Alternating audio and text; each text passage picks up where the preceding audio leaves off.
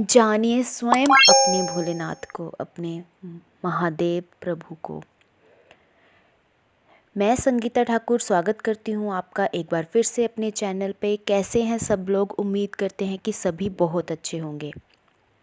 अगर आपने अभी तक मेरा चैनल सब्सक्राइब नहीं किया है तो चैनल सब्सक्राइब करते रहिए, कर लीजिए इसी तरह की नई नई वीडियोस के साथ जुड़ने के लिए, ताकि आप जुड़े रहें हमारे चैनल से। कोई सुजेशन हो तो कमेंट बॉक्स में ज़रूर लिखिएगा, क्योंकि लास्ट में ये सब कुछ कहते हैं तो कई बार छूट जाता है, कई बार आप नहीं सुनते हैं, तो ज़रूर बताइएगा कोई अच्छी बात, कोई बुरी बात, कोई सुजेशन, कोई दिल से सुजेशन। तो चलिए शुरू करते हैं। आज जो हम शेयर कर रहे हैं आपके साथ प्रभु भोलेनाथ जी के बारे में। तो हमारे भोलेनाथ क्या है, हम खुद जाने अपने अपने भोलेनाथ को। भोलेनाथ तो एक ही है ना, लेकिन सबके अपने भोलेनाथ हैं। मेरे मन में मेरे भोलेनाथ मेरे हैं, आपके मन में आप क्या सोचते हो वो आपके भोलेनाथ है, क्योंकि प्रभु सबके हैं। जैसे हमारे माता पिता हमारे सबके होते हैं ना, हम अपने अपने माता पिता से अपनी बातें बताते हैं, वो हमें अलग अलग तरह से हमारे माता पिता हमें समझाते हैं। लेकिन माँ बाप तो माँ बाप होते हैं, वैसे ही प्रभु भी तो हमारे माता पिता हैं, तो सबके अपने अपने भोलेनाथ होते हैं। क्या है भगवान शिव जी के जन्म से जुड़ा हुआ रहस्य, वही आज हम इस वीडियो में शेयर करेंगे। सभी की इसमें आपने अलग अलग कथाएं सुनी होगी, लेकिन आज हम सिर्फ इसको डिस्कस करेंगे। मतलब दिल से जुड़ी हुई बातें, थोड़ा मतलब शास्त्रों के अनुसार, थोड़ा वेदों से, थोड़ा अपनी समझ से अपने भोलेनाथ को पहचानेंगे। कैसे उत्पन्न हुए भोलेनाथ? वेद कहते हैं कि जो जन्मा है वो मरेगा, अर्थात जिसने जन्म लिया है उसको मरना पड़ेगा। तो वेदों के अनुसार ईश्वर या परमात्मा अजन्मे, अप्रकट, निराकार, निर्गुण और निर्विकार हैं।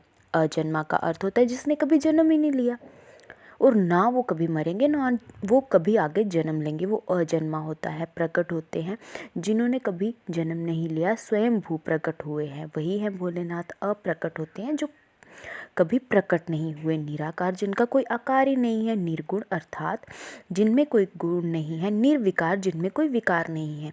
तो यही भोलेनाथ जी को कहा जाता है जिनमें कोई दोष नहीं है। इसलिए भगवान शिव स्वयंभूत हैं, उन्हें स्वयंभूत ही कहा जाता है। वो स्वयं प्रकट हुए हैं, उनका जन्म नहीं हुआ है। हालांकि भगवान शिव के जन्म से जुड़ी हुई कई कहानियाँ, कई प्रचलित कहानियाँ आपने सुनी होंगी, ब्रह्मा विष्णु जी के साथ जुड़ी हुई, कि ब्रह्मा विष्णु के बीच में जो एक बहस हुई थी, कि वही कहानी की हम बात कर रहे हैं। दोनों खुद को सर्वश्रेष्ठ साबित करना चाहते थे।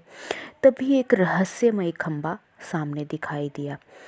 खंबे के दोनों शोर दिखाई नहीं दे रहे थे कि ऊपर कहाँ तक है, नीचे कहाँ तक है। निराकार था। भगवान ब्रह्मा और विष्णु को एक आवाज़ सुनाई दी। उन्हें एक दूसरे का मुकाबला करने की चुनौती दी गई। उन्हें खंबे का जो पहला और आखिरी शोर ढूंढना था, और जिसने ढूंढ लिया वही बेहतर है, वही सर्वश्रेष्ठ है।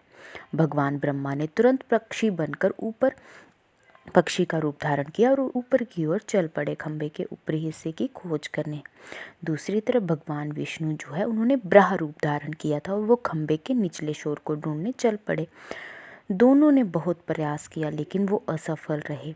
जब उन्होंने हार मान ली तो उन्होंने भगवान शिव का इंतज़ार किया, और इंतज़ार करते हुए पाया भगवान शिव को। तभी उन्हें एहसास हुआ कि ब्रह्मांड को एक सर्वोच्च शक्ति चला रही है, जो भगवान शिव की है। खंबा प्रतीक रूप से भगवान शिव को कभी ना ख़त्म होने वाला स्वरूप दर्शाता है। मतलब जो कभी ख़त्म नहीं होता, ना तो कोई ऊपर का शोर था ना कोई नीचे का उसका जो शोर था।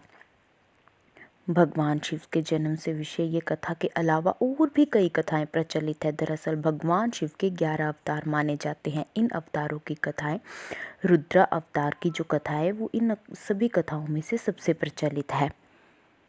पुराणों के अनुसार माने तो ब्रह्मा जी को सृष्टि का जो सृजन करने का, सृष्टि को जो उत्पन्न करने का जो काम था भगवान शिव ने दिया था ना। तो जब ब्रह्मा जी को सृष्टि उत्पन्न करने में कठिनाइयाँ आ रही थी, तो ब्रह्मा जी हार कर थक कर रोने लगे। तो उनके जो आंसू गिरे उससे भूत प्रेतों ने जन्म लिया, और जो उनके भूत प्रेत जिनकी जितनी भी आंसुओं की बूंदें थी, उनसे भूत प्रेत जन्म गए, और मुख से उनके रुद्र उत्पन्न हुआ। रुद्र भगवान शिव के अंश और भूत प्रेत भगवान शिव के सेवक माने जाते हैं। शिव पुराण के अनुसार भगवान शिव को स्वयंभू माना गया है। शिव पुराण के अनुसार एक बार जब भगवान शिव अपने टखने जो होता है ना टांग का, उस पर अमृत जब लगा रहे थे तो विष्णु पैदा हुए थे। ये कथा विष्णु पुराण में विष्णु भगवान को जो पैदा होने की मानी गई। विष्णु भगवान थे, उनके माथे पर अलग ही तेज जो है, तो ये कथा भगवान विष्णु के ब्रह्मा जी के जो उत्पन्न होने की मानी गई। माना जाता है शिव विष्णु भगवान के माथे के तेज से शिव भगवान उत्पन्न हुए थे, जिन्हें सृष्टि का संहार करने वाले देव भी कहा जाता है। देवों की रक्षा करने हेतु जहर पी लिया था, सब जानते हैं, नीलकंठ कहलाए। भगवान शिव के अनेक भक्तों की भक्ति से प्रसन्न होकर उनकी मुरादें पूरी करते हैं बहुत जल्दी।